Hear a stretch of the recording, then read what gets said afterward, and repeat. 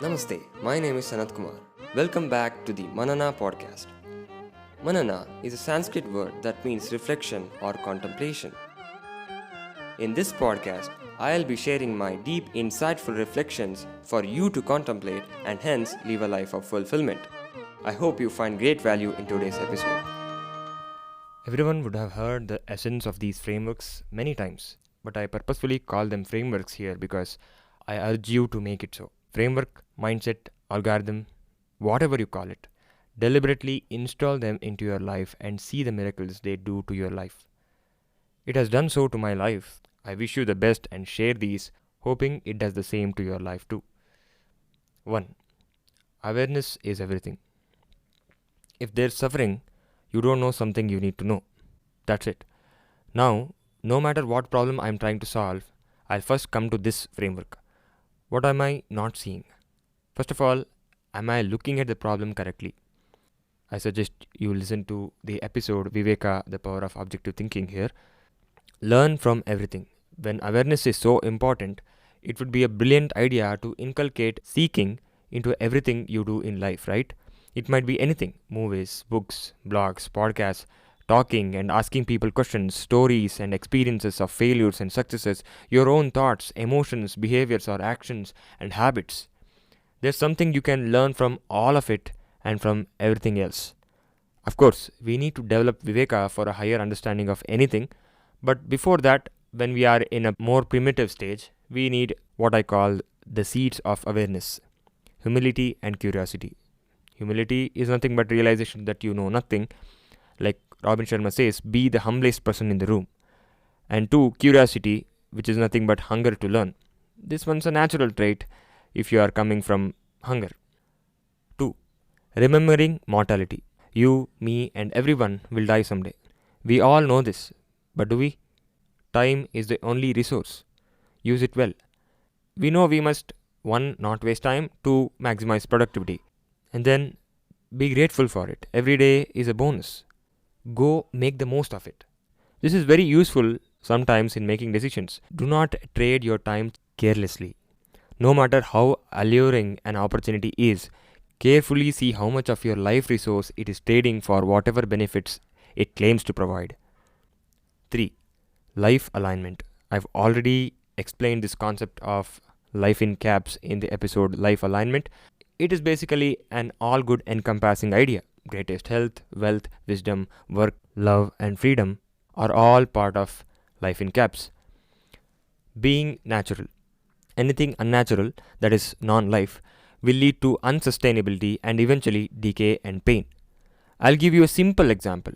Your body is designed to sleep and wake up according to the sunlight. This has been proven by science too. When we go against this simple natural law, our health gets upset. For anything related to health, this framework is very helpful.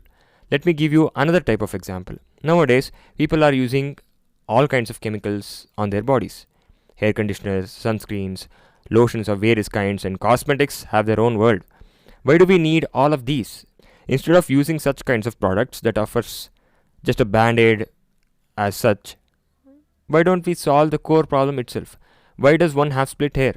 How does hair naturally heal? Why don't we ask these questions? Similarly, why do you need so much cosmetics if you can make your face glow just by being natural? Why do people go for such band-aid products that actually harm us more than actually help? 4. Intentional living. We've talked about intent in the episode Intentional Living. Living in such a way that you are aligned with that intent you've set for yourself can be called as intentional living. Or, even if you've not set an intent for life, ensuring you don't do anything unintentionally can also be called as intentional living. When you want to utilize your time well, you'll become intentional. However, intentional living is not just about time. Intentional living is a very powerful and broader concept. Everything from at what time you wake up, to how you greet anyone, what kind of physical exercise you do, to what you wear, everything can be intentional. And through that, there are a lot of benefits, like you'll have more clarity of, let's say, the character you're playing, and more self-esteem, confidence, and competence levels also increase due to the increase in practice time, etc.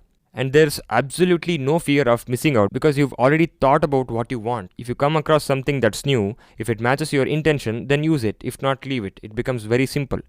That simplification of the decision making process itself reduces stress from your everyday life. And we've also discussed in the episode A Compass for Life, intentional living ensures we are living closest to our ideal life right now. That also means we do not postpone living. This framework is also ensuring you are aligned with the remembering mortality framework, isn't it? Because we ask and must answer to these questions here. What if you die tomorrow? Will you be glad you lived your life fully? 5. Compound effect. Small, seemingly insignificant actions done consistently give huge results over time. In the world of finance, the compound effect is a principle that appears again and again and is used by all. But this principle is not limited only to money. You can use this to increase your work output, practice hours, and of course, save and invest money too. 6. Constantly and consistently optimize for excellence. Continuous, consistent improvement, growth oriented, always. Even though this sounds similar to the compound effect, this is not the same. Compound effect is a principle that's focused on the result. This, however, is a mindset just for the love for improvement, progress, and growth. Even if the compound effect wasn't a natural law that exists in nature, I would still have this mindset. I would still practice for those 1% improvements.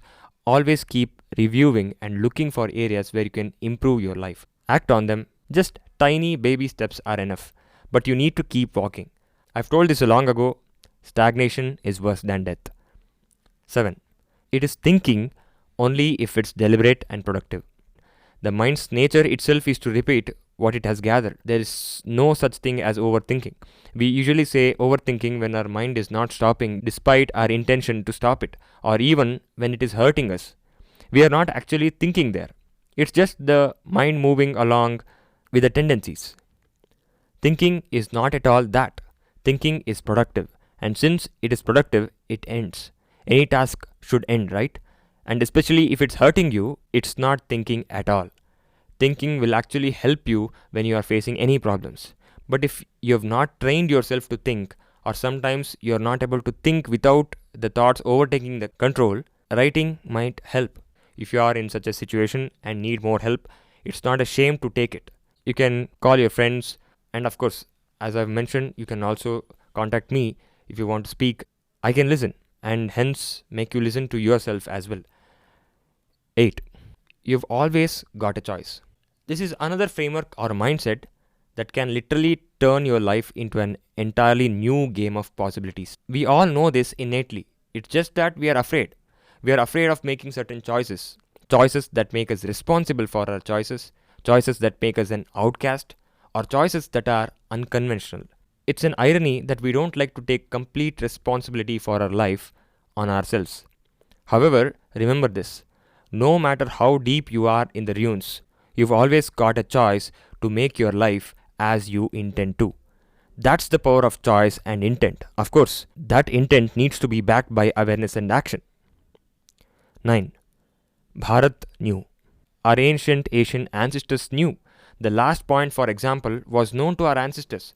You take health, we have Ayurveda, which is completely natural, but not just the last point, you consider any aspect of life. Astronomy, we have accurate mathematical calculations that were made even before the Westerners found out the telescope, or even that the earth was not flat. Everything from simple wellness to fulfillment. We have yoga, either it be Raja Yoga, Kriya or Karma or Bhakti or Jnana Yoga.